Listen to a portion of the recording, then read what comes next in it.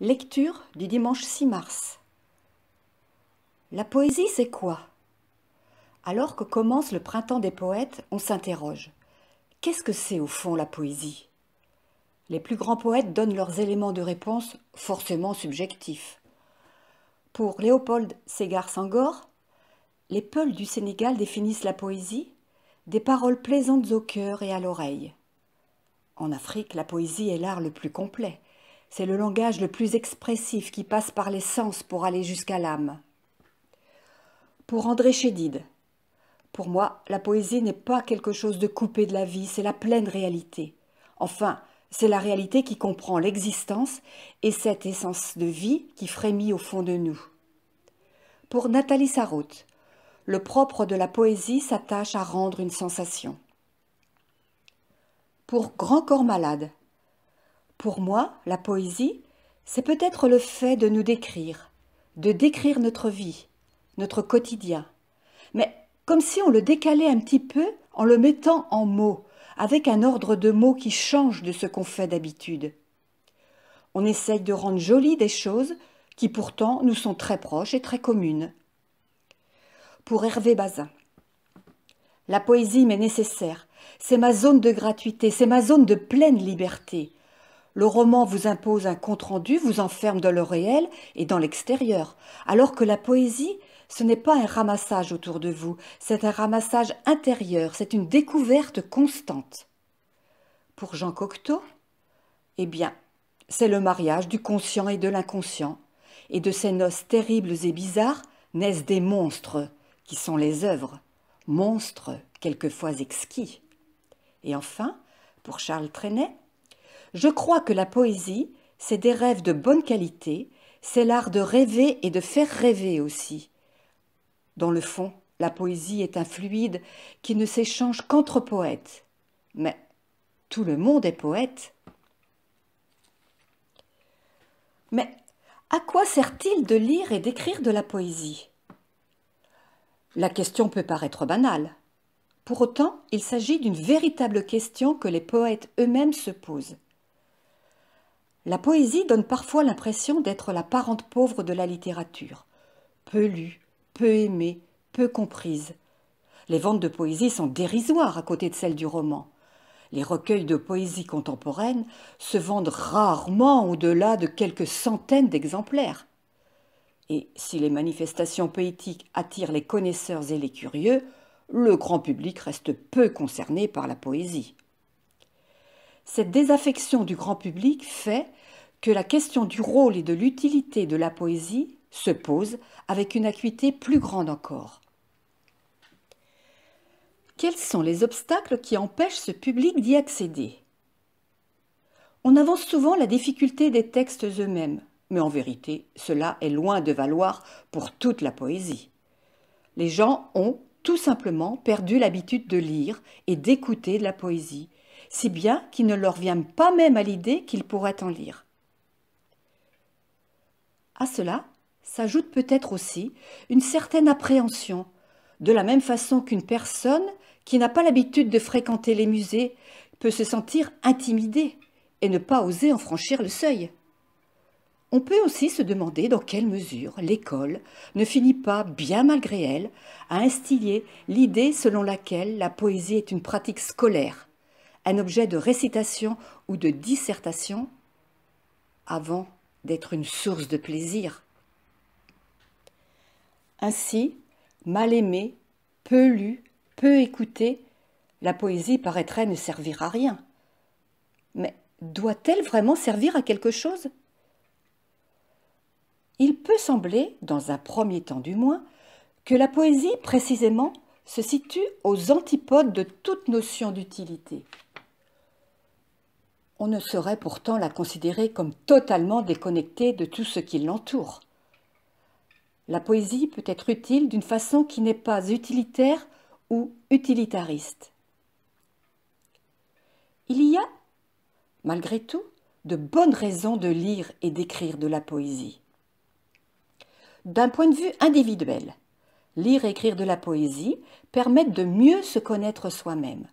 La poésie peint souvent des états psychologiques complexes qui dépassent l'éventail limité à quelques couleurs que représentent les simples mots de colère, tristesse, joie, etc.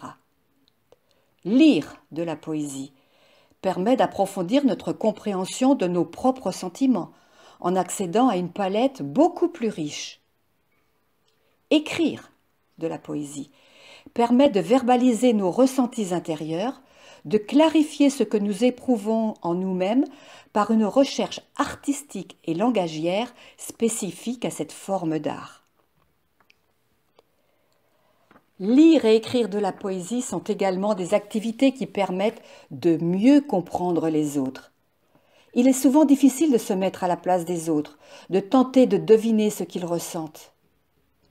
Lire et écrire de la poésie peut aider à développer ce travail d'empathie qui résoudrait bien des conflits. Il est naturel d'avoir tendance à percevoir le monde uniquement depuis notre point de vue, propre, puisque c'est le seul dont nous disposons en permanence. La poésie peut contribuer à élargir notre point de vue sur le monde, sur les choses, sur les autres, à nous ouvrir sur leur altérité, leurs différences. La poésie donne à voir le monde et nous fait apparaître sa beauté, y compris là où nous ne la voyons pas nécessairement au départ. La poésie a aussi une utilité collective. Elle peut aider à créer du lien. À vrai dire, pendant des siècles, elle a tenu ce rôle essentiel. Les aèdes, les griots avaient pour fonction de transmettre les grands mythes collectifs, de porter la mémoire du groupe.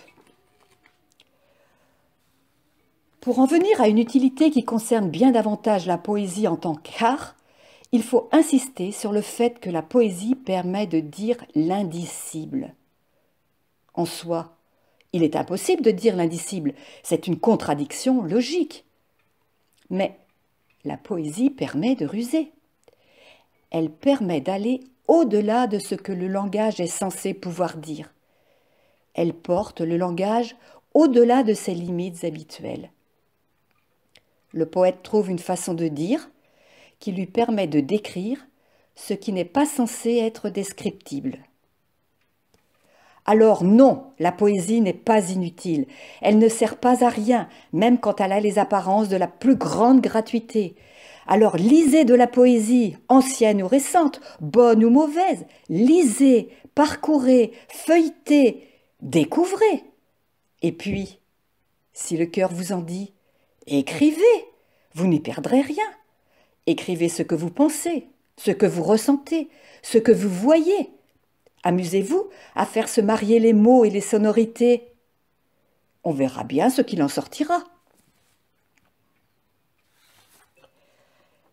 Et puis maintenant, quelques réflexions sur l'éphémère. Cette année, c'est le thème de l'éphémère qui est mis à l'honneur au Printemps des poètes. Un très beau mot qui parle à la fois de fragilité et de fugacité, à l'image de ces insectes dont la vie adulte ne dure que quelques heures. Fragilité de nos existences, si facilement menacées par la maladie et par la mort. Fragilité de nos certitudes, si aisément ébranlées par le moindre événement inattendu. La pandémie aura eu cet effet secondaire de nous rappeler cette fragilité que nous avons peut-être trop souvent tendance à ignorer, quand ce n'est pas à refuser de voir. Oui, tout-puissants que nous sommes, nous, êtres humains, au sommet de la chaîne alimentaire, nous sommes en vérité bien fragiles.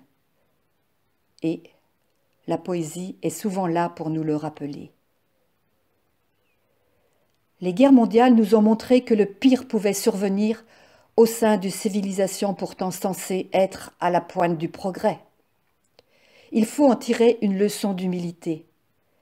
Et c'est à cela que peut aussi servir ce thème de l'éphémère, nous rappeler à notre première, à notre essentielle fragilité.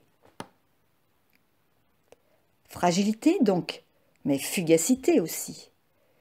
L'éphémère est ce qui ne dure pas, ce qui disparaît sitôt apparu, ce qui se fane sitôt cueilli. Cueillez dès aujourd'hui les roses de la vie, disait déjà Ronsard. Il s'agit de savoir jouir de l'instant. Cette leçon épicurienne invite les poètes à se rendre disponibles à ce qui est, à se montrer ouverts aux sensations présentes, là où, trop souvent, nous nous laissons emporter par un flux stérile de pensées qui finissent par faire écran à la réalité. Les poètes sont ceux qui continuent de célébrer le vol d'un papillon, un jeu de lumière sur la mer, un coucher de soleil. Autant d'instants éphémères qu'il faut être capable de saisir. Ce sont autant de biens très précieux pour qui sait les contempler. L'éphémère, en ce sens, n'est pas si éloigné de son contraire, l'éternel. Savourer pleinement l'éphémère, c'est toucher en lui l'éternel.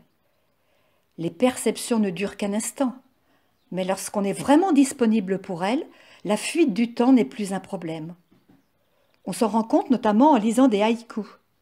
Nombre d'entre eux témoignent d'instants extrêmement fugaces, comme le saut d'une grenouille dans un bassin.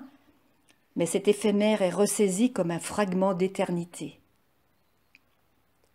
Le poète est celui qui fait de l'éternel avec du transitoire. S'il peut y avoir lieu de déplorer la fuite du temps, ce n'est donc pas une fatalité, et il peut y avoir un traitement heureux de l'éphémère. Il s'agit donc là d'un thème fécond, en ce qu'il permet d'embrasser des aspects très différents, tant de la vie humaine que de la poésie.